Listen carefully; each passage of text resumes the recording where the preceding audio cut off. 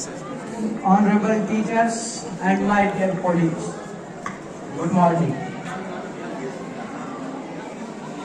आज इस गणतंत्र दिवस के अवसर पर, इस गणतंत्र दिवस के पावन बेला पर आप सभी को ढेर सारी हार्दिक बधाई और शुभकामनाएं। आज हमने अपने इस संवैधानिक यात्रा के 75 वर्ष पूर्ण किए हैं और हम अपने इस संवैधानिक यात्रा के अमृतकाल में प्रवेश कर चुके हैं। और एक बार फिर इस संवैधानिक यात्रा के 9 वर्ष पर आप सबको ढेर सारी शुभकामनाएं। हमने जब इस देश को 15 अगस्त 1947 को अंग्रेजों के दमनकारी शासन से आजादी मिली, हमारे महापुरुषों के बलिदानों से हमें आजादी मिली थी। हमें ये आजादी सिर्फ उन ज्ञात महापुरुषों के बलिदानों से नहीं मिली है, अपितु हमें उन अनगिनत अज्ञान महापुरुषों और बलिदानियों के बलिदान से हमें आजादी मिली है, जो इतिहास के काल में और कालांतर में खो चुके हैं, जिनका कोई नाम लेने वाला नहीं बचा है। हमें वो महापुरुष तो हर कोई जानता है, जो किताबों में दर्ज है, जो टेक्स्ट बुक में है, लेकिन उन महापुरुषों को कौन जानता है जो काल के कपाल में खो चुके हैं। हमें उनको एक श्रद्धांजलि अर्पित करनी चाहिए, जो इस देश के लिए अपना सब कुछ लुटा दिए हैं। इसलिए मैं अपनी बात को इस पर हटा करके मैं भारतीय संविधान पर कुछ कहने की कोशिश करूंगा, क्योंकि आज गणतंत्र दिवस है। हमें भारतीय संविधान के महत्व पर, हमें भारतीय संविधान के स्वरूप पर, हमें भारतीय संविधान के संरचना पर कुछ बोलना चाहिए। इसलिए संविधान कोई छोटा सा दस्तावेज नहीं है 2-4 पन्नों का, बल्कि एक बड़ा दस्तावेज है जिस पर बोलना संभव नहीं है। इसलिए मैं संविधान के प्रस्तावना पर कुछ बोलने की कोशिश कर रहा हूँ, जिसे हमने संविधान की आत्मा कहा है। यानी प्रस्तावना संविधान की वो होती है जिसमें इस संविधान के ऑब्जेक्टिव्स को रखा गया है कि हर इस संविधान का उद्देश्य क्या है, ये संविधान किस लिए है। इसलिए जब हम प्रस्तावना को समझ लेते हैं तो हम ये कह सकते हैं कि हम संविधान को थोड़ा बहुत और उसकी आत्मा को तो अवश्य समझ लिए हैं। इसलिए मैं प्रस्तावना को एक बार पढ़ूंगा, उसके बाद मैं उसके कुछ टर्म्स को बताने की कोशिश करूंगा, उसका अर्थ क्या है और हम क्या समझते हैं उससे। भारतीय संविधान की प्रस्तावना जब शुरू होती है तो उसमें लिखा है कि हम भारत के लोग। जब मेरा ध्यान इस शब्द हम पर जाता है तो मुझे हिंदुस्तान की उस विशाल परंपरा याद आती है, उस विस्तृत सभ्यता की परंपरा याद आती है, जो ये कहती है अयम निजः पर्वेति गणना लघु चेतसाम उदार चरिता नाम तु वसुधैव कुटुंबकम। यानी जिनकी चेतना छोटी होती है, जिनका मन मस्तिष्क छोटा होता है, जिनकी सोचने की क्षमता छोटी होती है, वो कहता है कि ये चीज मेरी है, ये चीज आपकी है, ये चीज उसकी है। तो भारतीय संस्कृति ने ये कहा है कि जिसकी चेतना विस्तृत विशाल होती है, वो कहता है कि ये पूरी विश्व एक परिवार है, वसुधैव कुटुंबकम। और फिर मुझे एक संस्कृत का श्लोक याद आ रहा है, जो चारावाक दर्शन ने दिया था। कहा था कि यावत् जीवे सुखम जीवे ऋणम कृत्वा घृणम पीवे भस्मीभूतस्य देहस्य पुनरागमनम कुतः। जिसका अर्थ है,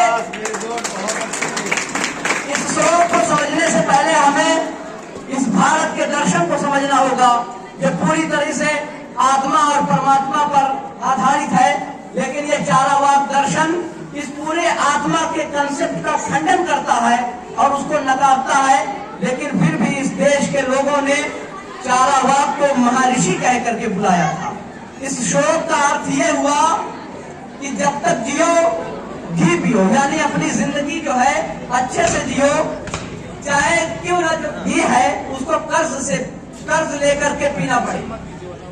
यावत जीवे सुखम जीवे ऋणम कृत्वा घृणम पीवे भस्मीभूतस्य देहस्य, यानी ये जो देह है, ये जो शरीर है, इसका भस्म हो जाना है। पुनरागमनम कुतः, यानी ये शरीर में कहाँ आने वाली है, तो उस दर्शन को देने वाले को हमने महर्षि कहा है।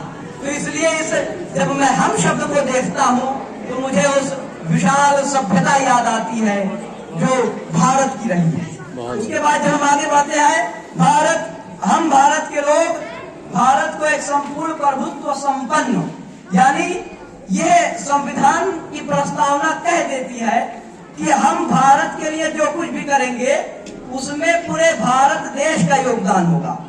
संपूर्ण प्रभुत्व संपन्न समाजवादी पंथ निरपेक्ष लोकतांत्रिक गणराज्य बनाने के लिए तथा उसके समस्त नागरिकों को, अब यहाँ पर ये जिम्मेदारी भारत को एक प्रभुत्व संपन्न समाजवादी पंथ निरपेक्ष गणराज्य, ये किसी मात्र ब्यूरोक्रेसी पर नहीं है, मात्र एग्जीक्यूटिव पे नहीं है, बल्कि ये जिम्मेदारी भारत के तमाम लोगों पर आयद होती है जो इस देश के निवासी हैं। बहुत समस्त नागरिकों को सामाजिक, आर्थिक और राजनीतिक न्याय, यानी जो देश के नागरिक हैं उनको न्याय दिया जाएगा। इस आर्थिक न्याय, राजनीतिक न्याय और सामाजिक न्याय, जैसा कि हमें मालूम है कि भारत के अंदर जो वर्ग परंपरा रही है, यानी भारत के अंदर जाति प्रथा रही है, तो उसको यहाँ पे संविधान कहता है कि समस्त नागरिकों को सामाजिक न्याय दिया जाएगा, यानी उनको बराबरी दी जाएगी। और यह जो जातिवाद है इसको खत्म किया जाएगा। आर्थिक, यानी जो आदमी जिनके पास धन संपत्ति ज्यादा है वो भी न्याय के लायक होगा और उसको भी न्याय दिया जाएगा। राजनीतिक न्याय दिया जाएगा, समस्त देश के हर एक सेक्शन को, हर एक सेक्ट को राजनीतिक न्याय दिया जाएगा, यानी सत्ता में सबकी भागीदारी होगी। विचार, अभिव्यक्ति, विश्वास, श्रद्धा और उपासना की स्वतंत्रता, थॉट्स, एक्सप्रेशन, बिलीव और वर्शिप की जो स्वतंत्रता होगी, यानी भारत का हर एक नागरिक कहीं पर भी वो अपने विचार को व्यक्त कर सकता है, उसको इस चीज की आजादी होगी। लेकिन हमें आजादी का अर्थ समझ लेना होगा। एक कहानी चलती है कि जब अमेरिका आजाद हुआ तो एक व्यक्ति नारे लगाते हुए जा रहा था और अपना हाथ ऐसे दोनों हाथ जो उठाता हुआ जा रहा था, तो एक व्यक्ति के नाक पर उसका हाथ लग गया। तो उस व्यक्ति ने पूछा कि आखिर तुम ये क्यों कर रहे हो? तो उसने कहा देश तो आजाद हो चुका है, कुछ भी करे। तो उस व्यक्ति ने कहा कि तुम्हारी आजादी वहीं तक है जहां मेरी नाक शुरू होती है, वहां से तुम्हारी आजादी खत्म हो जाती है। इसलिए हमें आजादी के अर्थ को भी समझना होगा, यानी आजादी का अर्थ ये नहीं होता है कि हम किसी को कुछ भी करें। प्रतिष्ठा और अवसर की समता, यहाँ पर एक चीज बहुत अच्छी कही गई है कि अपॉर्चुनिटी, इक्वलिटी होगी अपॉर्चुनिटी की, यानी अवसर की समानता होगी। कोई कितना भी उसके अंदर इंटेलिजेंसिया हो, उसके अंदर कितनी भी तरीके के गुण हो, यदि उन्हें अवसर नहीं दिया जाता है, अपॉर्चुनिटी नहीं दिया जाता है, तो उसकी जो गुण होते हैं वो क्षीण हो जाती है, यानी वो गुण खत्म हो जाते हैं। इसलिए भारत के प्रियम्बल के अंदर अवसर की समानता की बात कही गई है।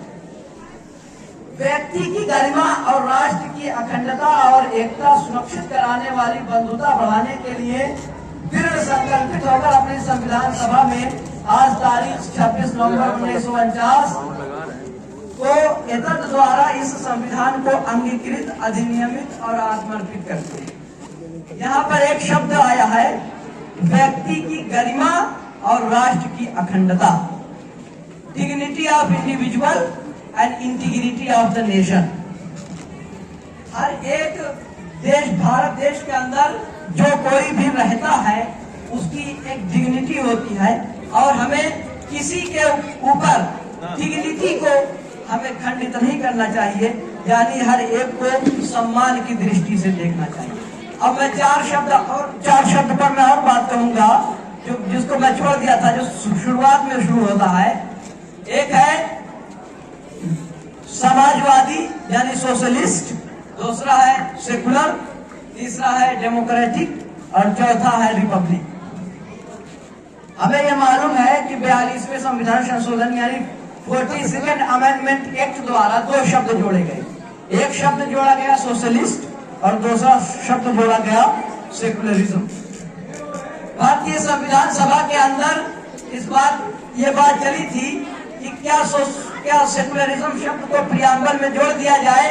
तो कुछ लोगों ने कहा था कि जो भारतीय संविधान है उसमें सेकुलरिज्म शब्द को नहीं रखना चाहिए, क्योंकि उन्होंने हवाला दिया कि आर्टिकल 15 से लेकर के 28 तक माइनॉरिटीज के हकों की बात की गई है, यानी जो फंडामेंटल राइट है उसमें बात की गई है, इसलिए हमको नहीं देना चाहिए उस शब्द को प्रियम्बल में।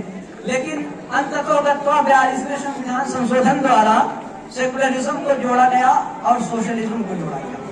हमें इस सोशलिज्म शब्द को भी अच्छे से समझ लेना चाहिए, क्योंकि जब दक्षिणपंथी राजनीति यानी राइट विंग पॉलिटिक्स किसी देश पर हावी होती है तो कुछ विचारधाराओं को खत्म करने की कोशिश की जाती है। यानी सोशलिज्म और सेकुलरिज्म, ये राइट विंग पॉलिटिक्स करने वाले उसको खत्म करने की कोशिश करते हैं, क्योंकि अभी हाल ही में कुछ लोगों के द्वारा संविधान सुप्रीम कोर्ट में पिटीशन दाखिल की गई कि इन दो शब्दों को निकाल देना चाहिए।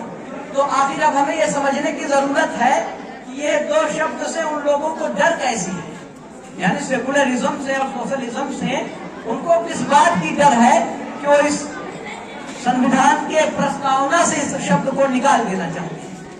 तो सोशलिज्म शब्द कुछ नहीं है, उसको एक तरीके से हवा बना करके खड़ा किया जाता है। सोशलिज्म का अर्थ यही होता है कि जो व्यक्ति समाज के एकदम निचले पायदान पर बैठा हुआ है उसको भी सम्मान की नजर से देखा जाए, और जो संसाधनों का वितरण हो यानी डिस्ट्रीब्यूशन ऑफ रिसोर्सेज हो वो इक्वल, यही सोशलिज्म है। और जो सेकुलरिज्म शब्द है उन्हें कहता है कि जो राज्य होगा वो किसी मजहब की तरफ नहीं होगा। इस पे विपरीत यानी जवाहरलाल नेहरू जी के जो सेकुलरिज्म था उनका मानना यह था कि सेकुलरिज्म इस तरीके का होना चाहिए जिससे मजहब से कोई लेना ही देना ना, जबकि भारत के अंदर वो सेकुलरिज्म नहीं। यानी सेकुलरिज्म मेरे विचार से दो तरीके के होते हैं, एक तो होता है पॉजिटिव सेकुलरिज्म और एक होता है निगेटिव सेकुलरिज्म।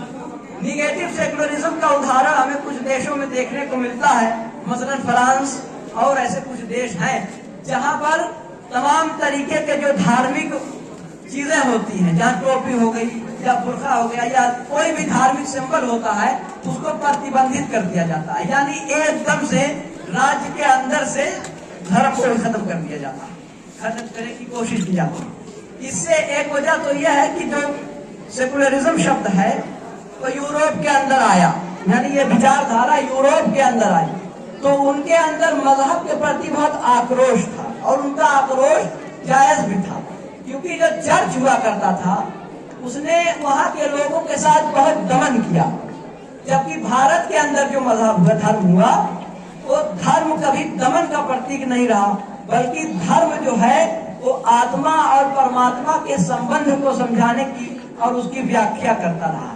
इसलिए हमारा सेकुलरिज्म ये नहीं हो सकता है कि हम धर्म को जो है एकदम से अलग कर दें, बल्कि धर्म रहेगा। लेकिन अब यहाँ पे सवाल ये उठता है कि धर्म कैसे रहेगा? क्या धर्म जो है जो राजनीति पर हावी हो जाएगा, या ये धर्म जो है सिर्फ एक पर्सनल मसला होता है, ये एक व्यक्तिगत चीज होता है? तो भारत के अंदर सेकुलरिज्म उसी तरीके का है कि धर्म जो है वो आपका व्यक्तिगत चीज है, उसमें जो स्टेट होगा, उसमें जो राज्य होगा कोई हस्तक्षेप नहीं करेगा। जबकि और दीगर जगहों पर सेकुलरिज्म जहां पर है वहां पर राज्य का पूरा धर्म पर उसको दबाने की कोशिश की जाती है, यानी धर्म को उठने नहीं दिया जाता है। इसलिए सेकुलरिज्म शब्द की जरूरत हो या ना हो, वो एक अलग चीज हो सकती है। लेकिन अगर कोई भारतीय सभ्यता और भारतीय संस्कृति में विश्वास रखता है तो ये सेकुलर, उसका जहनियत सेकुलर खुद होगी। क्योंकि कुछ महापुरुषों का यह भी मानना है कि भारत इतना विशाल, इतना शक्तिशाली रहा, लेकिन इसने कभी जो है किसी देश पर विजय नहीं पाई। यानी दूसरे देश से लोग आए और इस देश पर राज किए, लेकिन यहाँ के लोग जो आए वो आगे नहीं बढ़ पाए। यानी दूसरी जगह, जैसे जो रोमन एम्पायर था वो उसका विस्तार बहुत जगहों पर हुआ, लेकिन भारत एक समृद्धता के साथ फिर भी इसका विस्तार इन्हीं हदों में रह गया जिसे भारत कहते हैं। तो उस पे लोगों का मत ये है कि भारत ने कभी जो है एक रूपता नहीं करने की कोशिश की। एकता तो हुई, लेकिन भारत के अंदर कभी एक रूपता नहीं हुई। यानी मजहब के अंदर बहुत सारे लोग हुए और इसी मजहब जो हिंदुइज्म है यहीं से निकल के बौद्धिज्म बना, उसके बाद सिख धर्म बना, जैन धर्म बना, तमाम मजहब बनते रहे और मजहब के अंदर भी लोगों के अंदर एक दूसरे से विचारों में भिन्नता होती रही। जबकि और मजहब जो और मजहब है उसमें कहीं ना कहीं भिन्नताएं कम होती हैं, जबकि जो भारत के अंदर है, इसीलिए कुछ इतिहासकारों का मानना यही है कि कभी भारत के लोग वैचारिक स्तर पर एक नहीं हो पाए। इसलिए अगर कोई भारतीय संस्कृति में विश्वास रखता है तो उसकी जहनियत तो सेकुलर होगी ही, क्योंकि यहाँ पे तो चारावाद को महर्षि कह के संबोधित किया गया। ये भारत की वो परंपरा। लेकिन जो तथाकथित राइट विंग पॉलिटिक्स करने वाले होते हैं, जिन्हें कहते हैं कि हम भारतीय संस्कृति के रक्षक हैं, जबकि उनसे भारतीय संस्कृति से कोई लेना देना नहीं होता है, बल्कि उनकी राजनीति, अपनी राजनीति करने के लिए अनाप शनाप बातें करते रहते हैं। इसी के साथ अपनी बात को खत्म। धन्यवाद।